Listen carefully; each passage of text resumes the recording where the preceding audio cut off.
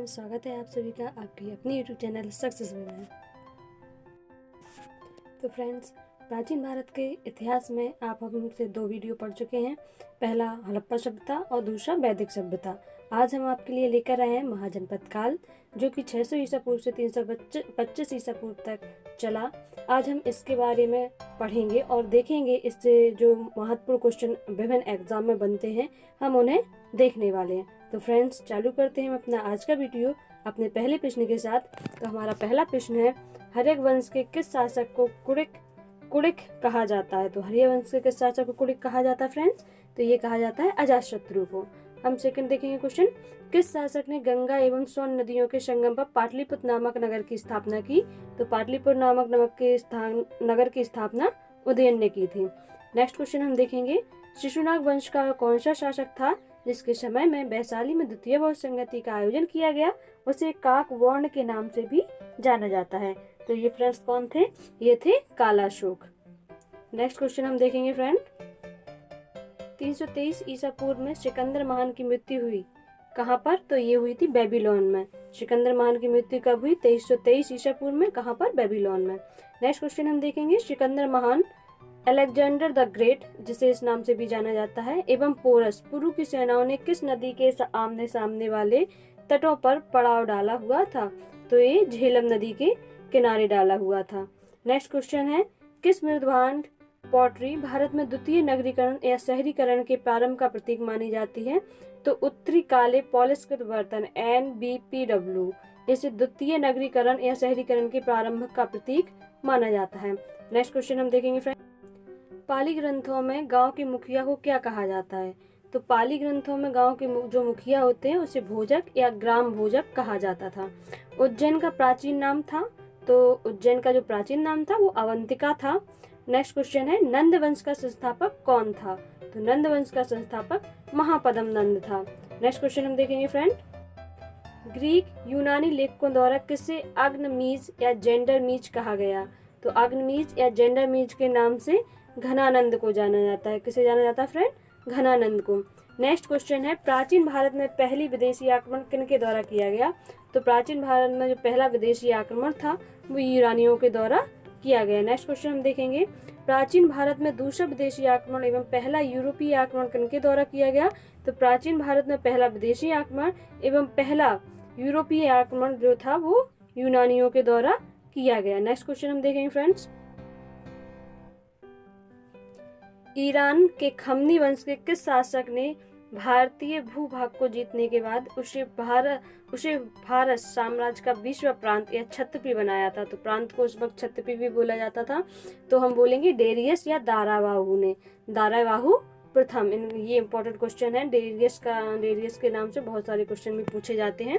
आगे हम पढ़ेंगे, हाइडेस्पिस या बितास्ता जो झेलम नदी है उसे प्राचीन काल में बितास्ता नदी के नाम से जाना जाता है। तो हाइडेस्पिस या बितास्ता का युद्ध 326 ईसा पूर्व में किन किन शासकों के बीच हुआ?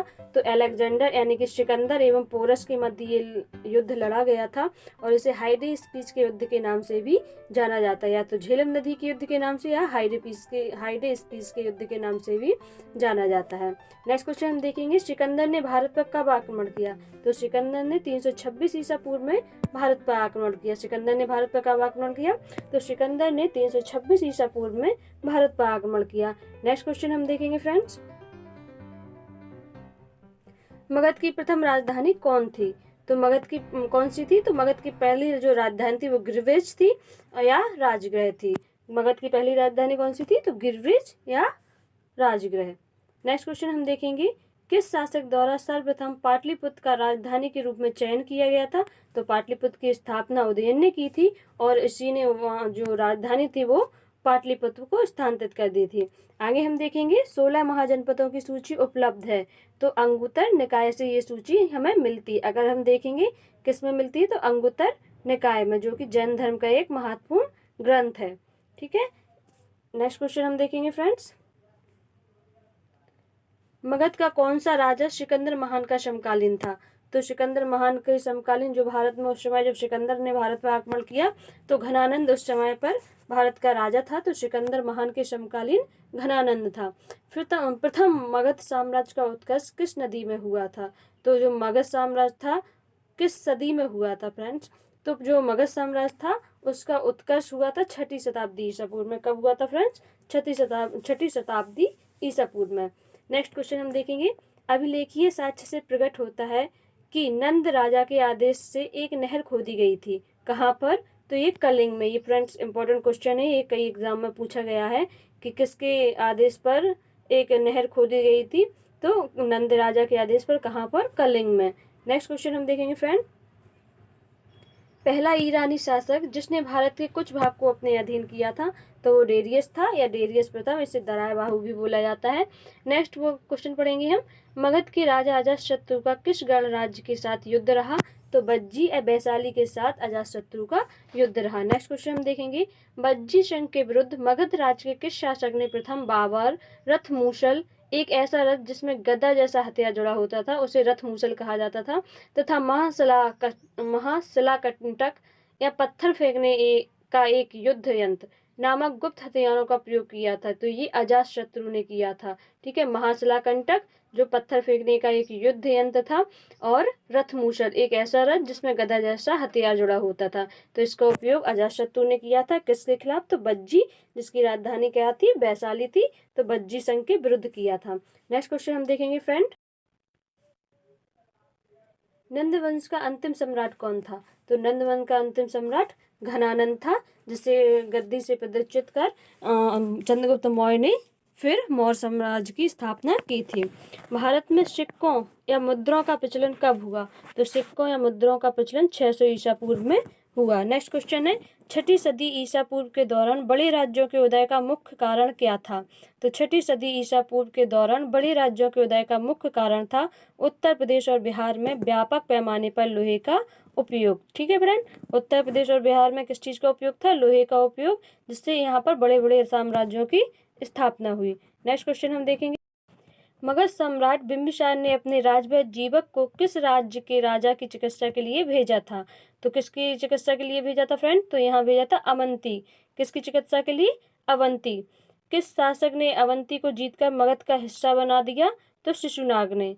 किसने बनाया था मगध को जीतकर अवंती को जीतकर मगध का हिस्सा? तो शिशुनाग ने अवंती को जीत लिया था और मगध का हिस्सा बना दिया था।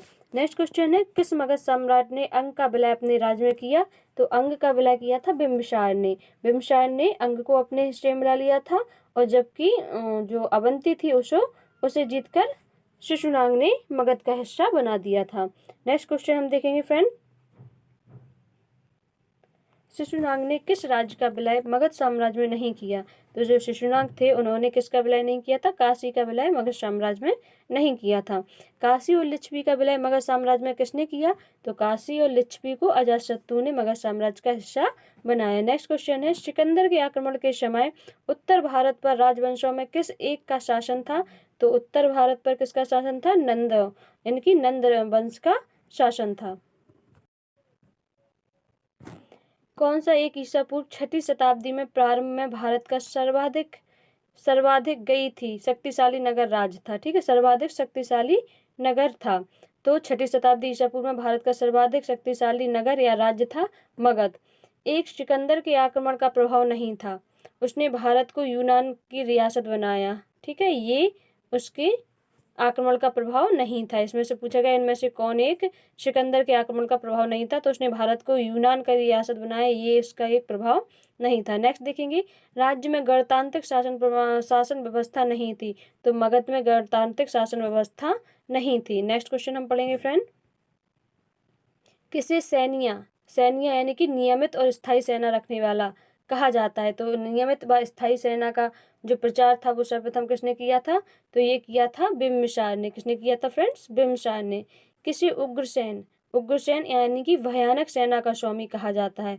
तो महापद्म नंद को उग्रसेन की उपाधि दी गई है। नेक्स्ट क्वेश्चन हम देखेंगे, डेरियस या दराय बाहु प्रथम ने 516 बीसी में सिंधु के तटवर्ती भूभाग को जीतकर उसे ईरान का 20वां क्षत्रिय प्रांत बनाया। उससे कितना राजस्व प्राप्त होता था? तो 360 टेलेंट प्राप्त होता था। ये टेलेंट उस समय कोई मुद्रा की एक माप थी जो 516 ईसा पूर्व बीसी में प्रचलित थी। ठीक है फ्रेंड्स, तो कितना टैक्स उसे मिलता था उस वक्त, कितना राजस्व प्राप्त होता था? तो 360 टेलेंट। नेक्स्ट क्वेश्चन हम देखेंगे फ्रेंड्स, महाजनपद काल में श्रेणियों के संचालक को कहा जाता था। तो महाजनपद काल में श्रेणियों के संचालक को श्रेष्ठिन कहा जाता था। क्या कहा जाता फ्रेंड? श्रेष्ठिन कहा जाता था। गृहपति का अर्थ है, तो गृहपति का अर्थ है धनी किसान। गृहपति का क्या अर्थ है फ्रेंड्स? गृहपति का अर्थ है धनी किसान। नेक्स्ट क्वेश्चन हम देखेंगे, मगध के किस प्रारंभिक शासक ने राज्यरोहण के लिए अपने पिता की हत्या की एवं इसी कारणवश अपने पुत्र द्वारा मारा गया? तो मगध में जो अजातशत्रु था उसने अपने पिता की हत्या कर दी और अजातशत्रु को उसके बेटे बिंबिसार ने अजातशत्रु को उसके बेटे ने उसकी हत्या कर दी थी। विश्व का पहला गणतंत्र वैशाली में किसके द्वारा स्थापित किया गया था? तो विश्व का पहला गणतंत्र लिच्छवियों द्वारा स्थापित किया गया था। मोस्ट इंपॉर्टेंट क्वेश्चन है फ्रेंड, कई एग्जाम में बार बार ये क्वेश्चन रिपीट होता है। तो विश्व का पहला गणतंत्र कौन था? तो वैशाली था। और किसने स्थापित किया था? तो लिच्छवियों ने वैशाली में गणतंत्र शासन की स्थापना की थी। कौन एक बौद्ध ग्रंथ 16 महाजनपदों का उल्लेख करता है? तो अंगुत्तर निकाय जो है वो बौद्ध ग्रंथ है जो 16 जनपदों का बारे में बताता है। और एक भगवती सूत्र है जो कि जैन ग्रंथ है जो किसके बारे में बताता है? जो वह भी 16 महाजनपदों का उल्लेख उसमें भी मिलता है। ठीक है, तो अगर जैन से पूछा जाए तो भगवती सूत्र और अगर बौद्ध ग्रंथ से पूछा जाए तो अंगुत्तर निकाय। नेक्स्ट क्वेश्चन हम देखेंगे, ईरान के खमनी वंशी के शासक ने भारतीय भूभाग को जीतने के बाद उसे फारस साम्राज्य का 20वां प्रांत बनाया? तो फिर से फ्रेंड इसमें वही आंसर हो जाएगा, डेरियस या दाराय बाहु प्रथम। नेक्स्ट क्वेश्चन हम देखेंगे, हाइडेस्पिस या बितास्ता आधुनिक नाम झेलम का युद्ध 326 बीसी में किन किन शासकों के बीच हुआ? तो सिकंदर एवं पोरस के मध्य हुआ हाइडेस्पिस या झेलम का युद्ध। कब हुआ? 326 बीसी में। सिकंदर ने भारत पर कब आक्रमण किया? तो सिकंदर ने फ्रेंड भारत पर जो आक्रमण किया था वो किया था 326 ईसा पूर्व में। तो फ्रेंड्स ये थे हमारे मोस्ट 47 इंपॉर्टेंट क्वेश्चन जो कि महाजनपद काल से पूछे गए थे। फ्रेंड्स अगर आपको हमारा ये प्रयास अच्छा लगे और हमारा वीडियो आपको पसंद आए तो प्लीज़ हमारे इस वीडियो को लाइक कीजिएगा और हमें सब्सक्राइब भी कीजिएगा। एंड फ्रेंड्स अगर आप ऐसे ही किसी विशेष टॉपिक पर क्वेश्चन चाहते हैं हिस्ट्री से संबंधित तो आप हमें कमेंट बॉक्स में ज़रूर लिखिएगा। हम कोशिश करेंगे आपको वो वीडियो प्रोवाइड करवाने की। तो फ्रेंड्स फिर मिलते हैं आपसे अपने नेक्स्ट वीडियो में, तब तक के लिए देखते रहिएगा हमारे चैनल सक्सेस वे।